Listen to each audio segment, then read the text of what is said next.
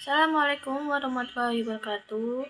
Hai Sobat UT, kenalkan nama saya Tasan Alia, NIM 86054147. Saya dari Prodi Pendidikan Guru Sekolah Dasar PGSD.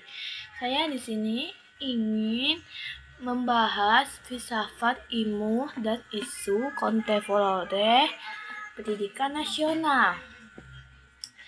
Oke, baiklah kita akan lanjut. Next. Oke, di sini akan saya membahas yaitu makna pilar pendidikan. Oke, pertama yaitu pilar pendidikan adalah dasar atau tiang penyangga sistem pendidikan. Nah, jadi yaitu pilar pendidikan itu adalah dasar dan tiang penyangga dalam sistem pendidikan. Gitu guys. Oke, yang kedua, pilar berfungsi membentuk arah, tujuan, dan kualitas pendidikan. Jadi guys, pilar itu untuk membentuk arah dan tujuan sistem pendidikan di dalam kualitas pendidikan di Indonesia. Ketiga, dalam pendidikan nasional, pilar menjadi landasan pembentukan karakter, pengetahuan, dan keterampilan peserta didik. Nah, jadi pilar itu untuk membentuk karakter dalam peserta didik dan atau murid-murid. Kayak contohnya kayak gini, guru untuk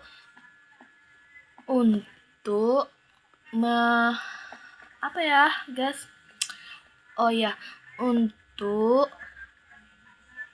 untuk mengajari peserta didik dalam karakter kayak jangan nakal gitu kan, jangan emosian kayak gitu, dalam membentuk karakter dalam SD. Nah, seperti berantem, seperti ribut sama teman, itu dalam membentuk karakter. Nah, pengetahuan dan keterampilan peserta didik. Nah, seperti contohnya guru tuh untuk mengasih pengetahuan dalam murid SD, kayak pengetahuan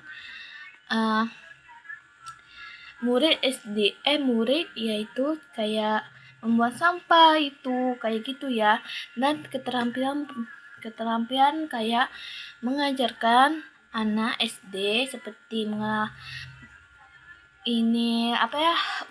ngerapi baju kayak bersih dan rapi dalam pakaian. Oke, keterampilan itu harus ya guys, kayak dalam peserta didik dan atau dalam murid SD ya. Oke, keempat, pendidikan tidak hanya berfokus pada akademik, tetapi juga membentukkan nilai dan kepribadian. Oke, kayak gitu ya guys. Oke, lanjut next. Oke, di sini kita akan membahas prinsip pendidikan Ki Hajar Dewantara. 1. Inga Sosungdurodo, yaitu di depan memberi teladan. Nah, guru harus memberi ke anak murid teladan guys. Kayak contohnya kayak bersih atau teladan di dalam kelas, di dalam SD kayak gitu ya guys. 2. Ing Moja Magungorso, yaitu di tengah membangun semangat. Nah, guru yaitu dalam mengajar untuk membangun bersemangat anak SD. Biar pertama yaitu biar anak SD itu semangat setiap hari dan aktif dalam kelas.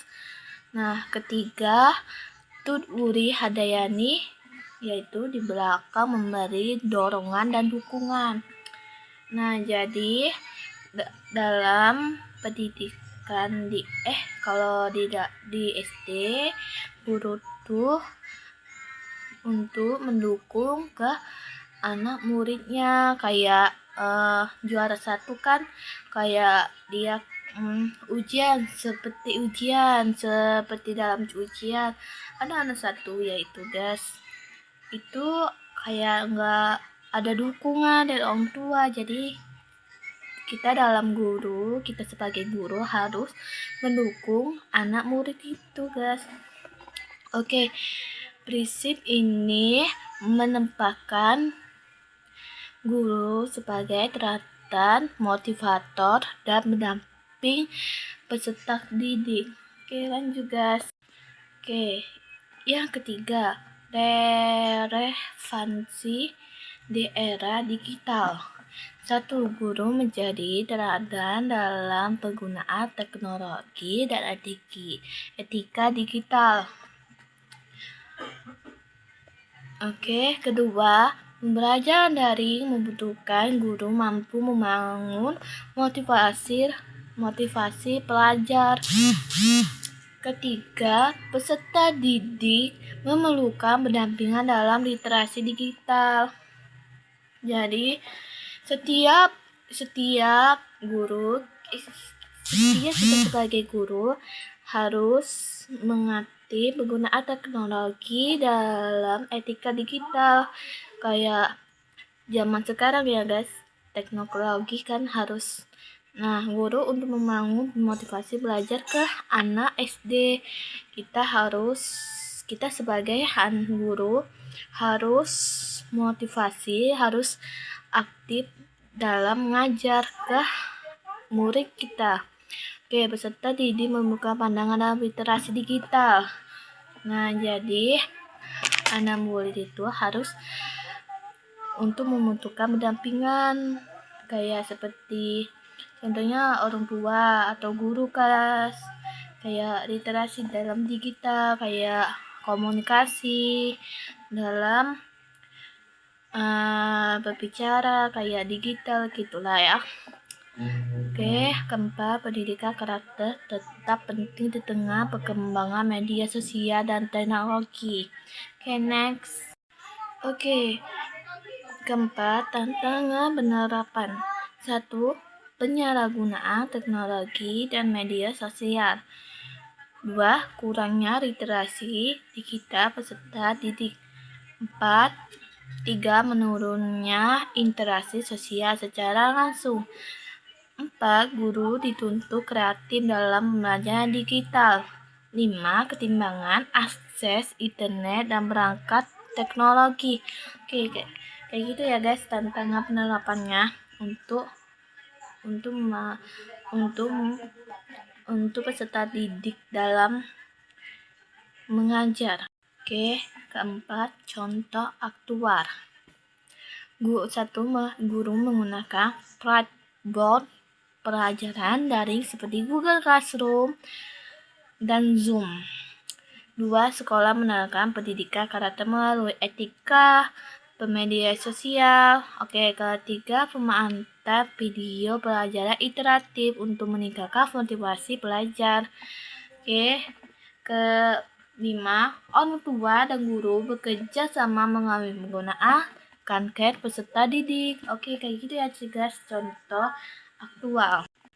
Oke, kelima, refleksi. Bila pendidikan Ki Hajar Dewantara tetap relevan di era digital karena meningkatkan keteladanan, motivasi, dan dukungan perkembangan peserta didik. Prinsip tersebut dapat membantu menjawab tantangan pendidikan nasional seperti krisis karakter, rendahnya literasi digital, dan perubahan pola belajar akibat perkembangan teknologi. Kayak gitu ya guys, refleksi. Oke guys, next. Nah, terakhir yaitu kesimpulan pendidikan era digital memerlukan keseimbangan adalah penguasaan teknologi dan membentuk karakter.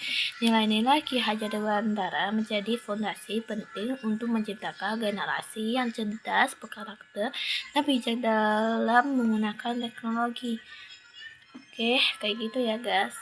Oke, next. Oke guys, sampai di sini. Mohon maaf apabila perkataan saya ada yang salah atau dalam presentasi video saya ini. Mohon maaf apabila saya ada salah ya guys. Sekian. Waalaikumsalam warahmatullahi wabarakatuh. Terima kasih.